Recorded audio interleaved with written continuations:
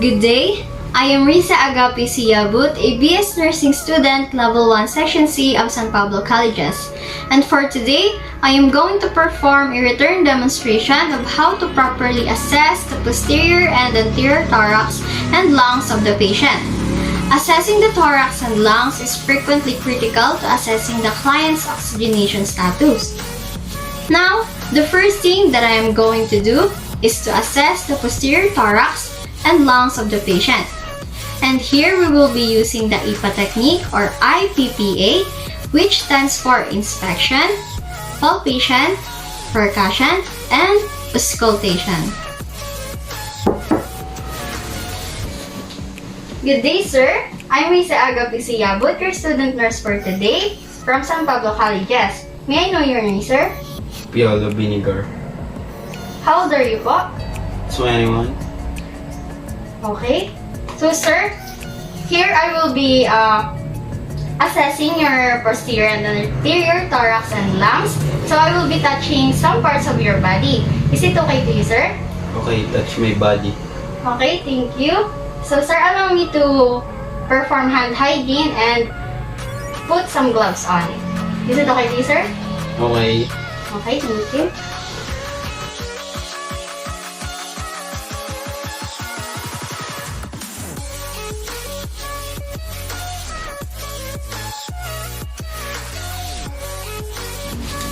To begin, we will first observe the skin and anterior structures of the patient, observe his posture, position, as well as his ability to support weight while breathing comfortably.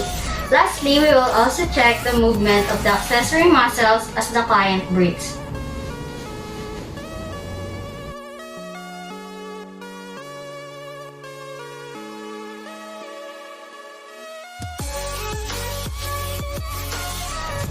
So here, in assessing the posterior thorax and lungs of the patient, the first thing I will do is to inspect the configuration of chest wall and its shape.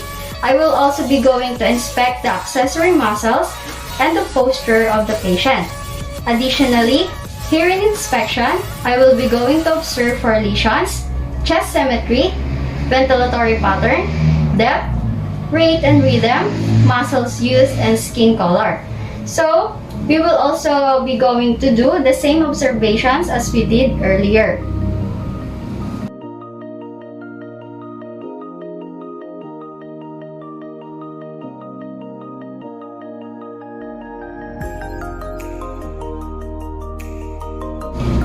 As for the scapula, it is symmetrical. The shoulder and scapula is equally horizontal positioned in the posterior back of the patient. There are also no signs of any abnormalities such as scoliosis, kyphosis, or any misalignment in the spinal cord. As I observed, the patient doesn't use accessory muscle in breathing. Next, I will be palpating the patient's back to check for tenderness, sensations, as well as lesions and muscles. Also, to determine the size, shape, and configuration of underlying body structures and pulsation of blood vessels. So, sir, I will be touching your back. Is it okay to you, sir? Yes. Okay. So, do you feel any pain here, sir? No. Here po? No. Here? No. Here? No. Here? No. Here? No. Here? No.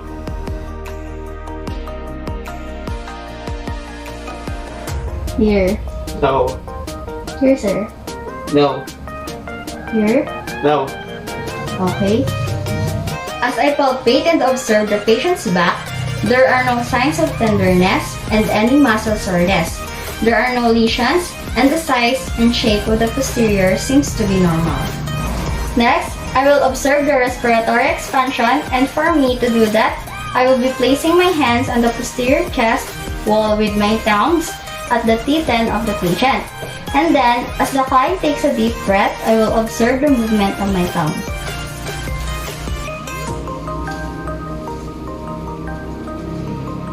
So, sir, will you inhale for me? Inhale. Exhale. Inhale. Exhale. Okay, thank you, sir. In assessing respiratory expansion, I observe that my thumbs move as the client takes a deep breath. Next is I'm going to palpate for fremitus by placing the ball of both hands, and I will assess the corresponding areas for symmetry and vibration. So sir, I want you to say 99. 99. One more time. 99. One more time. 99. One more time. 99. And again. 99. Okay, thank you, sir. In palpating fremitus, I observe that it is symmetric and I can feel the vibrations when the patient say 99, and there is no presence of an equal chest expansion. Then I will percuss for resonance, starting from the apices of the scapula and across the top of the shoulder through the intercostal spaces, across and down until the lateral aspects of the bases of the lungs, comparing the two sides, to determine the location, size, and density of underlying structure to verify any abnormalities. So sir, allow me to remove my gloves and I will be percussing your back. Is it okay to you, sir? Yes. Okay.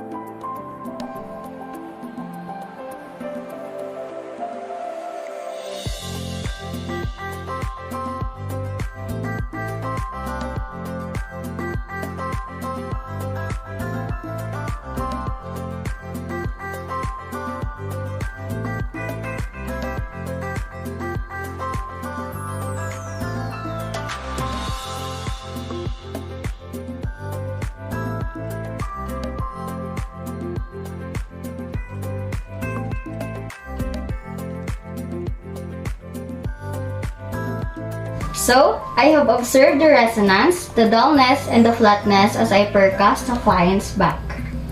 Lastly, I will auscultate the posterior thorax as the client slowly and deeply breathes in through the mouth for me to distinguish any abnormal sounds of the patient's breathing.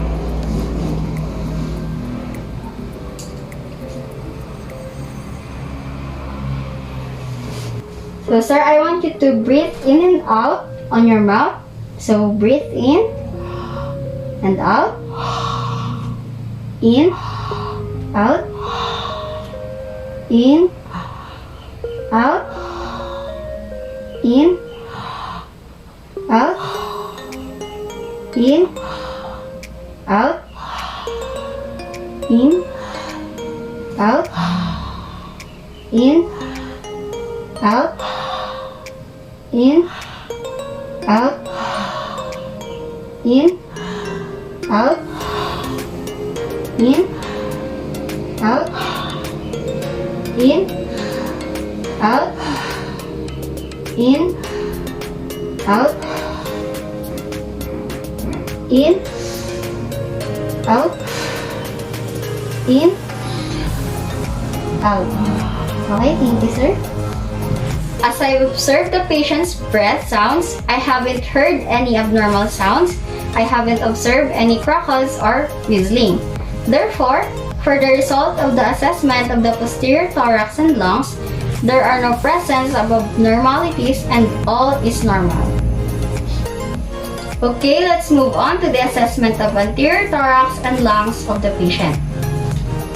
Now, I will assess the anterior thorax and lungs of the patient. I will begin with the bones and muscle for retractions and accessory muscles used when breathing normally.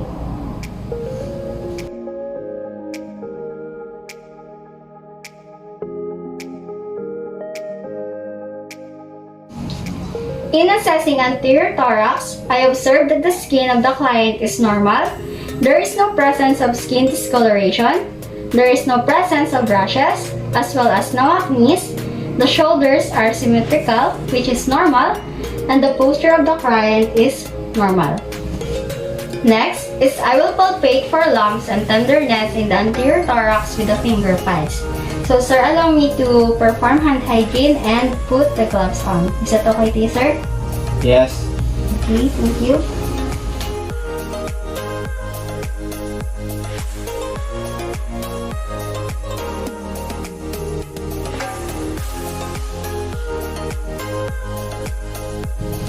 So sir, I will be palpating your chest. Is it okay to you, sir? Yes. Okay. So sir, do you feel any pain? No. Here? No. Here? No. Here? No. Okay. Here? No. Here? No. Here? No. Okay, thank you, sir. As I palpate the anterior chest wall, the client tells that he didn't feel any kind of pain. I observed that there is no presence of lumps and tenderness, which is very normal. And then I will assess respiratory expansion, and I will be placing my hands on the anterior chest wall of the patient with my thumbs pointing towards the C5 process, and I will press together a small skin fold.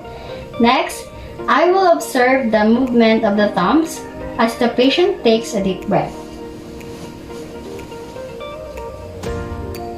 Now, sir, I want you to breathe in and out. So, inhale, exhale, inhale, exhale, inhale, exhale. Okay, thank you, sir. In assessing respiratory expansion, I observe that my thumbs move as the client takes a deep breath. Next one is to percuss the anterior thorax starting from just above the clavicle down the chest wall from side to side. So sir, allow me to remove my gloves and perform hand hygiene, and I'm going to percuss your body, your chest wall on the anterior. Is that okay to you, sir? Yes.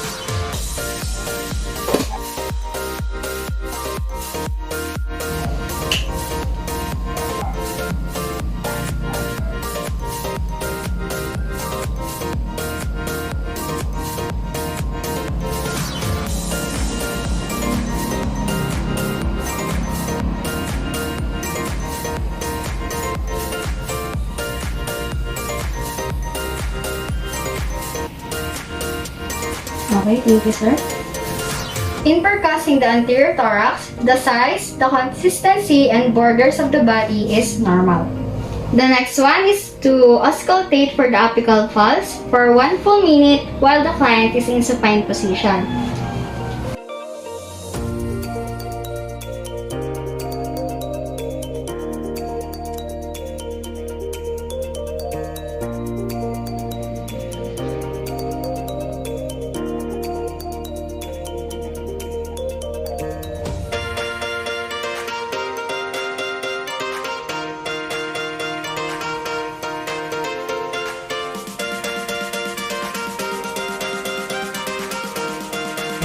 The apical pulse of the patient is 66 for 1 full minute, and that's normal. Next is to auscultate the aortic, tricuspid, and mitral for heart sounds.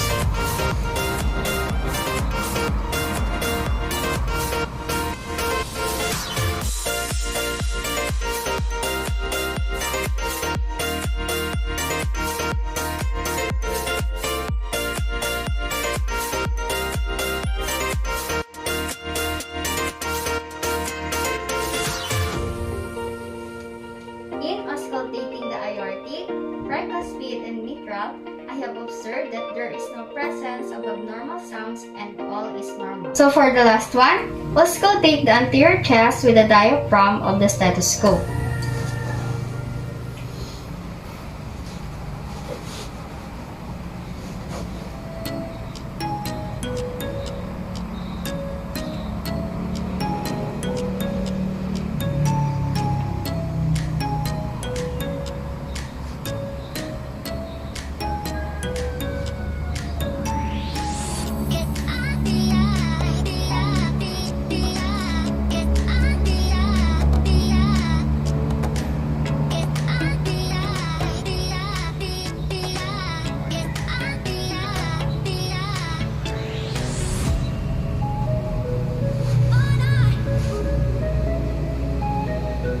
Inhale. Exhale.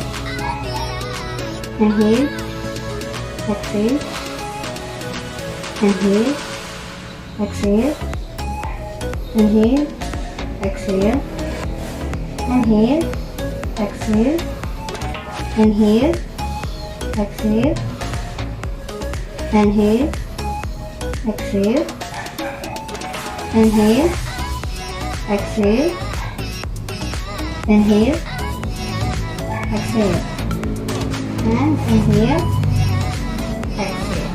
Next, sir.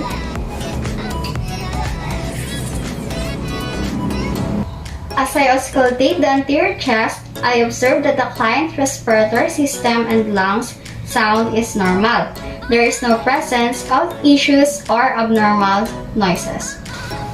Therefore, all the procedures I have done with the patient in assessing his posterior and anterior thorax and lungs are normal, and there is no presence of any abnormalities. Again, I am Riza Agapi Siyabut, a BS Nursing student, Level 1, Section C of San Pablo Colleges. A quick reminder that before and after all the procedures, make sure to perform hand hygiene. Thank you for your time watching this video and God bless.